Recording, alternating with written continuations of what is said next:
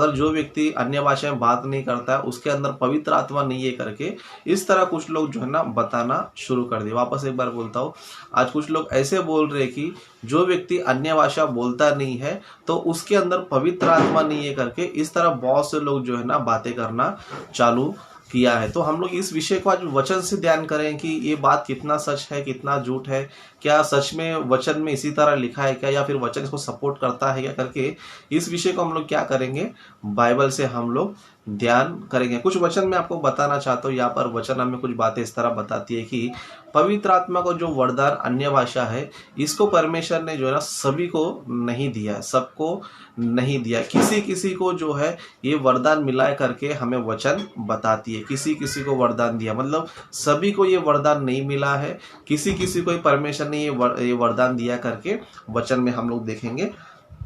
पहला कोरिन्थियों उसका 12 अध्याय 7 वचन से मैं कंटिन्यू पढ़ना चाहूँगा। पहला कोरिन्थियों उसका 12 अध्याय 7 से लेकर 10 वचन में पढ़ूंगा। यहाँ पर लिखा है, किंतु सबके लाभ पहुँचाने के लिए हर एक को आत्मा का प्रकाश दिया जाता है, क्योंकि एक को आत्मा के द्वारा बुद्धि की बातें दी जाती है और दूसरे को उसी आत्मा के अनुसार ज्ञान की बातें, और किसी को आत्मा से विश्वास और किसी को उसी एक आत्मा से चंगा करने का वरदान दिया जाता है।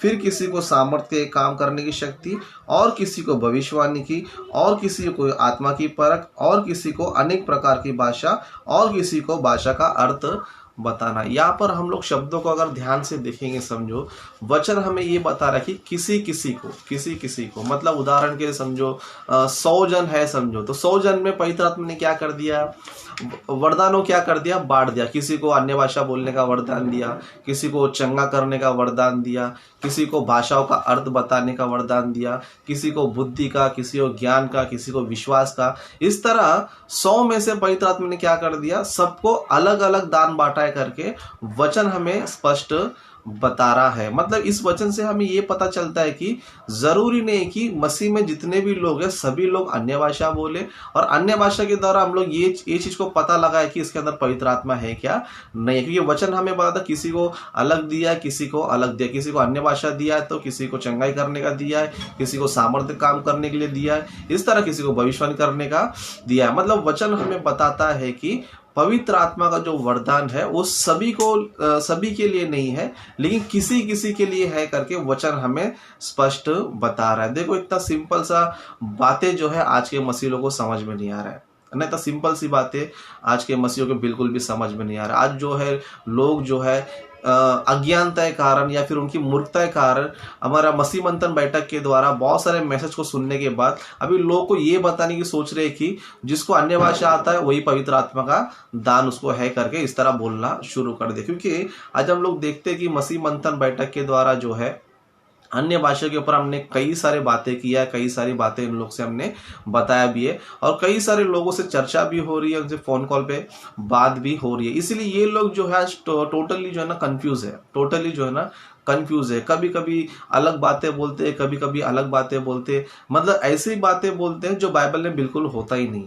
जैसे कि अभी हमारा पॉइंट है कि अन्य भाषा जिसको है उसी के अंदर पवित्र आत्मा है, और कुछ लोग बोलते हैं कि अन्य भाषा से शैतान क्या हो जाता है, कंफ्यूज हो जाता है। तो इस तरह जो है अलग अलग तरीके से लोग जो है ना बातें कर रहे हैं, लेकिन अन्य भाषा का जो गिफ्ट है परमेश्वर ने किसी किसी को ही दिया था, और किसी किसी को भी हम देखेंगे, समझो फर्स्ट सेंचुरी में पहली जो कलीसिया थी परमेश्वर ने उनको ही दिया था। मैं ये बात क्यों बोल रहा हूँ पता है, क्योंकि ये जो बातें आज हम लोग पढ़ रहे हैं ना, ये सब बातें हमारे लिए नहीं है। इसमें बाइबल में जितनी भी सारी बातें लिखी गई है सब बातें हमारे लिए नहीं है, लेकिन कुछ बातें सबके लिए है और कुछ बातें किसी किसी के लिए। जैसे कि वरदान जो है किसी किसी को दिया गया है, सबको नहीं दिया गया है, लेकिन गॉस्पेल प्रचार करने का काम परमेश्वर ने सभी को दिया है ना। मतलब सुसमाचार प्रचार करने का काम सभी को परमेश्वर ने दिया है, लेकिन मिरेकल करने का, अन्य भाषा बात करने का या पवित्र आत्मा के जो वरदान है वो सभी के लिए बिल्कुल भी नहीं है। अगर हम पहली सदी में हम लोग देखेंगे, समझो बहुत से लोग बहुत सारे मिरेकल करते थे, मुर्दों को जिंदा करते थे, है ना, अंधों को आंखें देते थे, लंगड़े को उन लोग चलाते थे, बहुत सारे अद्भुत काम जो है ना वो लोग करते थे। लेकिन क्या आज के समय में हम देख पाते इन सारी बातों को? क्या कोई पास्टर मुर्दों को जिंदा कर पा रहा है? क्या कोई फिर अंधे को ठीक कर पा रहा है? क्या कोई जो है लंगड़े को ठीक कर पा रहा है? मतलब जो फिजिकल हैंडीकैप्ड है, फिजिकली उसका बॉडी डैमेज है, क्या उसको कोई ठीक कर पाता है? आज हमें कोई भी जो है ना ऐसा व्यक्ति नजर नहीं आता, लेकिन आज हमें क्या नजर आता है? कोई बोलता है मेरा सर दर्द ठीक हुआ, कोई बोलता है मेरा पेट दर्द ठीक हुआ, है ना। मतलब जो बीमारी दिखती नहीं है उस बीमारी को ठीक करने करके आज जो लोग जो है ना बता रहे हैं। और मैं इस बात पर विश्वास भी करता हूँ कि आज भी लोग जो है प्रार्थना करते हैं तो लोग में प्रभु कार्य करता है करके मैं 100% मानता हूँ। लेकिन जो सामर्थ की बात आती है, जब भी गिफ्ट की बात आती है, ये गिफ्ट परमेश्वर ने सभी को नहीं दिया है। ये गिफ्ट जो है सिर्फ फर्स्ट सेंचुरी में कलीसिया को दिया था। जैसे कि हम लोग देखते हैं उस टाइम पे लोग जो है मुर्दे को जिंदा करते थे, अंधे लंगड़े को ठीक करते थे, चाहे वो किसी प्रकार का बीमारी क्यों ना हो, सभी काम वो लोग करते थे। लेकिन आज के तारीख में हम लोग देखेंगे तो सभी मिरेकल ये लोग करते नहीं है। जो दिखता है उसको ठीक नहीं करते, लेकिन जो नहीं दिखता है उसको क्या करते हैं? ठीक करते रहते हैं। मतलब इससे हमें ये पता चलता है कि ये जो गिफ्ट है वो सभी के लिए नहीं है। ये गिफ्ट जो है सिर्फ फर्स्ट सेंचुरी के लिए था, क्योंकि उस टाइम पे अन्य भाषा बोलना इसलिए जरूरी था क्योंकि चेलों को जो है परमेश्वर ने क्या बोला था? तुम सारी जगत में जाकर सारी सृष्टि के लोगों को सुसमाचार प्रचार करो। मतलब हर जगह जाकर सुसमाचार प्रचार करो करके यीशु मसीह ने अपने चेलों को आज्ञा दिया था। लेकिन समस्या ये थी कि जब ये सारे जगत में जाएंगे तो सारे जगत में एक ही भाषा तो नहीं है, एक ही भाषा तो नहीं है, क्योंकि इजराइलियों को या फिर चेलों को जो है हर भाषा नहीं आता है, हर भाषा उनको बिल्कुल भी नहीं आता है। ज्यादा से ज्यादा उनको हिब्रू आता रहेगा क्योंकि वो उनकी मातृभाषा है। ज्यादा से ज्यादा उनको ग्रीक भाषा आता रहेगा, है ना। ग्रीक भाषा यानी कि यूनानी भाषा उनको आता रहेगा। यूनानी क्यों आता रहेगा? क्योंकि उस टाइम पे इंटरनेशनल लैंग्वेज जो है यूनानी था, क्योंकि उस टाइम पे ऑल ओवर वर्ल्ड में रोमन लोग का राज्य चलता था। रोमन लोग का लैंग्वेज क्या है? यूनानी। मतलब ज्यादा से ज्यादा उनको यूनानी आता था, और उससे ज्यादा कोई है तो वो अरेमिक आता था। जैसे कि हम लोग इंडिया की बात करेंगे, समझो इंडिया में रहने वाला हर एक व्यक्ति को वो उसका खुद का मातृभाषा उसको आता रहेगा। दूसरा हमारा नेशनल लैंग्वेज जो हिंदी है वो आता रहेगा। तीसरा इंटरनेशनल लैंग्वेज इंग्लिश, है ना। ये तीन लैंग्वेज मोस्टली ज्यादा से ज्यादा इंडिया वाला बोलता रहेगा। लेकिन ऑल ओवर वर्ल्ड में हम देखेंगे तो कई सारे लोग जो है कई सारी भाषा बोलने वाले लोग हैं। अब यीशु मसीह ने चेलों को दिया था कि तुम सारे जगत में जाके सारे सृष्टि के लोगों को सुसमाचार प्रचार करो, तो उनको उनकी भाषा में इन लोग ये समझाएंगे, उनको तो वो भाषा आती नहीं है ना। तो इसीलिए परमेश्वर ने क्या किया था? फर्स्ट सेंचुरी में उनको ये गिफ्ट दिया था कि तुम सारे जगत में जाके हर भाषा के लोग क्या करो? उनकी भाषा में क्या करो? सुसमाचार प्रचार करो। मतलब फर्स्ट सेंचुरी में परमेश्वर ने जो गिफ्ट दिया था उसको देने के पीछे बहुत बड़ा मकसद था, ताकि परमेश्वर का सुसमाचार लोगों तक फैले। और हम लोग बाइबल में देखते भी है कि दूसरा अध्याय में, प्रेरितों के काम दूसरा अध्याय में देखेंगे तो बहुत सारी भाषा बोलने वाले लोग वहां पर आए थे, बहुत सारे अलग अलग भाषा बोलने वाले आए थे। तभी चेलों ने जब बात किया तो उनको क्या हुआ? उन लोगों ने जो है उनकी भाषा में उनको क्या किया? सुसमाचार जो है ना प्रकट किया। मतलब हमें वचन स्पष्ट बात है कि जो ये लोग भाषा बोलते थे, चेले लोग जो भाषा बोलते थे, वो सभी को समझ में आता था क्योंकि वो पृथ्वी की ही भाषा थी। तो हम वचन में देखते हैं कि फर्स्ट सेंचुरी में परमेश्वर ने ये गिफ्ट दिया था। लेकिन आज के तारीख में हम लोग देखेंगे, समझो, या फिर उनको हम लोग चेक करेंगे, है ना। अगर कोई व्यक्ति बोलता है मुझे अन्य भाषा आता है, मुझे अन्य भाषा गिफ्ट मिला है, तो ऐसे व्यक्ति को हम लोग जाके किसी दूसरे स्टेट में लेके जाने की कोशिश करेंगे, समझो, वो नहीं आएगा आपके साथ। क्यों नहीं आएगा? क्योंकि उसको जो है उनके स्टेट में या फिर उनके भाषा में बोलने के लिए इसके पास वो गिफ्ट नहीं है। लेकिन ये विचित्र भाषा बोलकर, ओरी शकाराला बोलकर जो है क्या सोचता है? यही अन्य भाषा करके सोचता है। और क्या करता है? सब वचन के विरुद्ध बात करता है। टोटली A to Z जो भी पॉइंट्स बताता है सब A to Z बात करता है। वचन हमें बताता है कि अन्य भाषा का जो वरदान है किसी किसी को दिया गया, लेकिन ये लोग क्या बोलते हैं? जिसको अन्य भाषा गिफ्ट मिला है उसके अंदर पवित्र आत्मा है, लेकिन जिसको अन्य भाषा नहीं आता उसके अंदर पवित्र आत्मा नहीं है करके इस तरह बहुत से झूठी झूठी बात क्या कर रहे हैं ये लोग? बात कर रहे हैं। मतलब सोचो, ये लोग अन्य भाषा के बारे में बात कर रहे हैं। सोचो, इनको बाइबल का कॉन्सेप्ट नहीं पता है, बाइबल में जो लिखा गया है वही भाषा इनको समझ में नहीं आता है, तो क्या इनको अन्य भाषा आता होगा? क्या हम लोग इस चीज को मान सकते हैं? बिल्कुल भी नहीं मान सकते। मैंने भी अपने लाइफ में कई सारे अन्य भाषा बोलने वाले पास्टर से मैंने बात किया, कई सारे अन्य भाषा बोलने वाले पास्टर से बात किया और उनको भी समझाया कि आप लोग जो अन्य भाषा बोल रहे हो वो अन्य भाषा नहीं है, उससे कोई मतलब ही नहीं है। आप लोग विचित्र भाषा बोल रहे हो, ना आपको खुद को समझ में आता है, ना हमें कुछ समझ में आता है, ना लोगों को लाभ पहुंचता करके मैंने कई बार जो है उनको बताया। और आज तक जो है वो खुद कंफ्यूज है, वो खुद कंफ्यूज है कि हाँ सच में मैं अन्य भाषा बोल रहा हूँ वो सही है क्या नहीं है। इसके लिए वचन में हम देखेंगे तो वचन से इन लोगों को परखेंगे तो ये लोग जो है ना आसानी से हमें मिल जाते हैं कि ये लोग जो है फिलहाल कंफ्यूज में है या फिर इन लोग झूठे शिक्षा में ये लोग है। तो वचन हमें बताता है कि अन्य भाषा का जो गिफ्ट है वो सभी को नहीं मिला है, किसी किसी को ही मिला है। और मैंने ये भी बताया था कि अन्य भाषा जो गिफ्ट है वो कुछ समय के लिए था, कुछ समय के लिए था, मतलब फर्स्ट सेंचुरी में ही परमेश्वर ने उनको गिफ्ट दिया था। लेकिन आज के समय में अन्य भाषा बोलने का गिफ्ट किसी को भी नहीं है। क्यों नहीं ये बोलेगा तो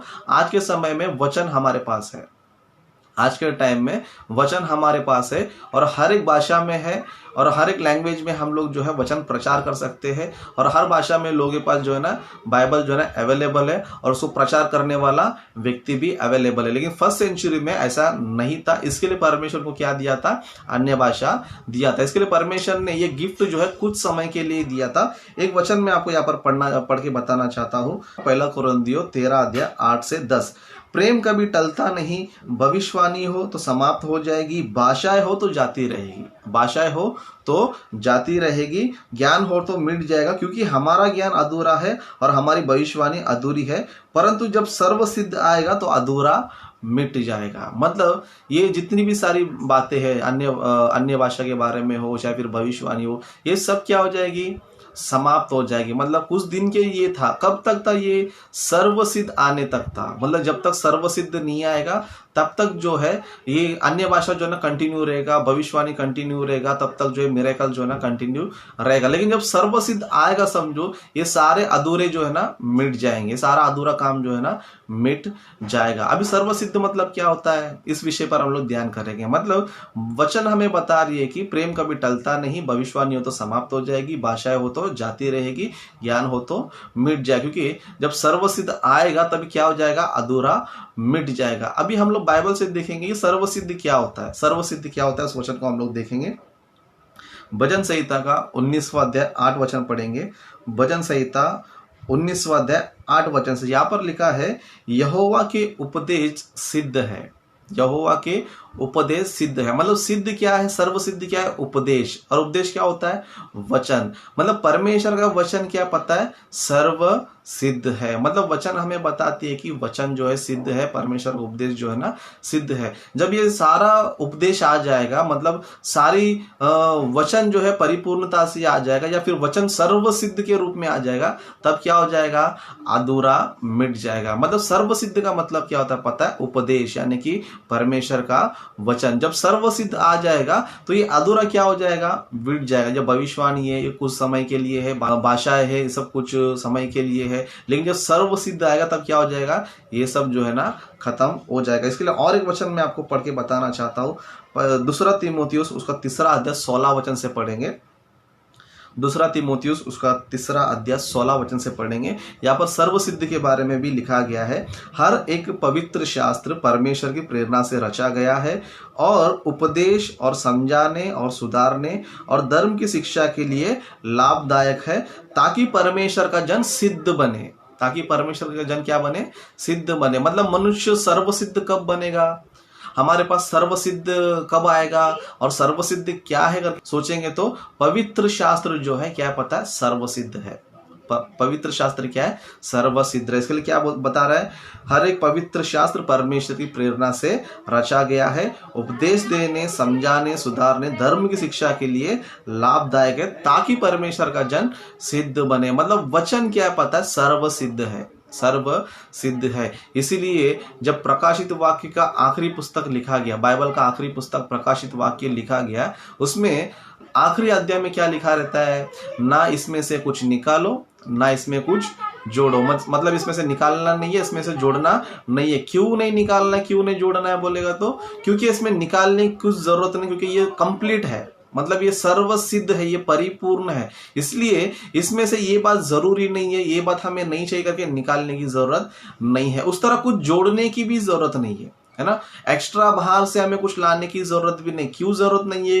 क्योंकि वचन जो है सिद्ध है, वचन जो है परिपूर्ण है, वचन जो है सर्व सिद्ध है। मतलब जब सर्व सिद्ध आएगा तो क्या हो जाएगा? अधूरा मिट जाएगा। इसलिए आज मैं आपको एक प्रूफ में देना चाहता हूँ, है ना, एक प्रूफ देना चाहता हूँ।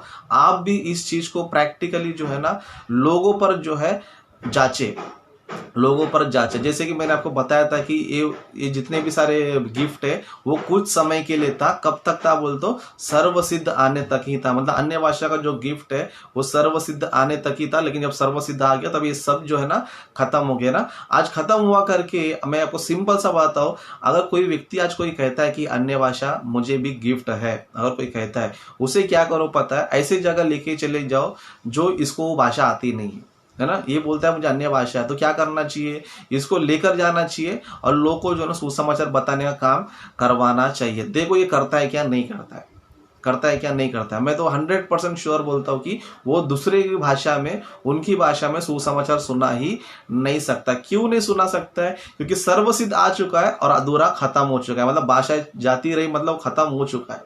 और आज के तारीख में अगर कोई कहता है कि मुझे अन्य भाषा गिफ्ट है, अन्य भाषा का वरदान है, तो चलो फिर सुसमाचार प्रचार करने, है ना। अगर वो समझो दिल्ली का है, समझो उसको साउथ में लेके जाओ, है ना, साउथ में लेके जाओ कि इन लोग को जो है ना प्रचार करो। अगर वो साउथ का है समझो तो उसको ईस्ट में नहीं तो वेस्ट में लेके जाओ, है ना। आसाम है, बंगाल है, उड़ीसा है, इस तरह बहुत सारे गुजराती है, मारवाड़ी है, ऐसे स्टेट में इसको लेके जाओ। देखो प्रचार कर पाता है क्या, नहीं कर पाता है। मैं बोलता हूँ 100% ये नहीं कर पाया। क्यों नहीं कर पाएगा पता है?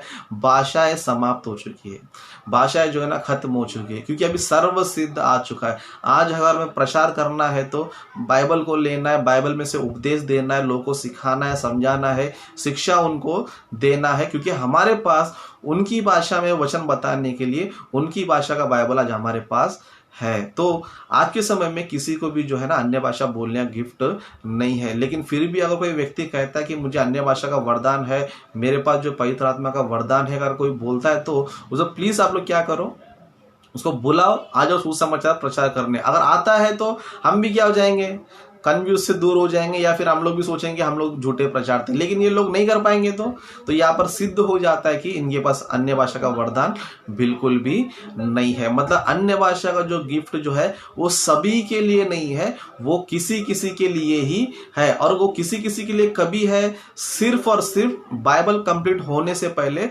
फर्स्ट सेंचुरी में उनको ही परमेश्वर ने ये गिफ्ट जो है ना दिया था। इसलिए आज की तारीख में हम लोग इतना खुल के जो है क्यों प्रचार कर पा रहे हैं, खुल के क्यों हम लोग बड़े बड़े पास्टर को चैलेंज कर पा रहे हैं? इसीलिए कर पा रहे कि हमें पता है कि वचन हमें बता रहा है कि ये जो भाषा जो है ना समाप्त हो चुकी है, खत्म हो चुकी है। लेकिन ये लोग चैलेंज क्यों नहीं कर पाते, है ना। मैंने अब तक यही देखा कि हम लोग इतना ओपनली चैलेंज कर रहे, इनको वेलकम कर रहे, आ जाओ चलो, हमारे पास बहुत से लोग हैं, उनकी भाषा में तुम सुसमाचार सुनाओ क्योंकि तुम बोलते तुम्हारे पास अन्य भाषा गिफ्ट है। लेकिन ये लोग आते ही नहीं है और सिर्फ पीठ पीछे जो है ये लोग ऐसे है वैसे है करके नाना तरह के फिर नई नई पॉइंट्स निकालते रहते कि अन्य भाषा से शैतान डर लगता है, अन्य भाषा से जो है शैतान कंफ्यूज होता है, या फिर अन्य भाषा पर क्वेश्चन नहीं उठाना चाहिए, पवित्र आत्मा पर क्वेश्चन नहीं उठाना चाहिए करके इस तरह लोग जो है तरह तरह की बातें बोल रहे हैं। लेकिन वचन हमें क्या बताता पता है?